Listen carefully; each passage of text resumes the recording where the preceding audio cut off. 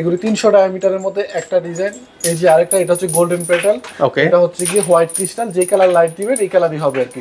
Light যদি change করে দেন সেক্ষেত্রে বিভিন্ন কালার হবে, এটা হচ্ছে আপনার লাইটের উপর ডিপেন্ড করবে। আচ্ছা আচ্ছা আচ্ছা। আর এই যে গোল্ডেন ক্রিস্টালের মধ্যে ছোট, আর এখানে আছে সিলিং ফিক্সড এটা। আচ্ছা, এগুলো প্রাইস কেমন করে দিচ্ছেন ভাই? এগুলি হচ্ছে কি 7,800 8,000 টাকা এরকম করে, এটা একটু কম আছে 6,000 টাকা ওইরকম আর কি।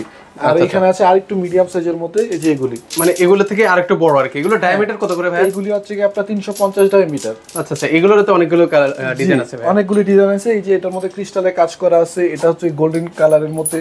আর এই যে এটা আছে, এটাও তো গোল্ডেনের মধ্যে। এটার মধ্যে গোল্ডেনের মধ্যে ক্রিস্টালের সাউন্ড দেখেন কত সুন্দর।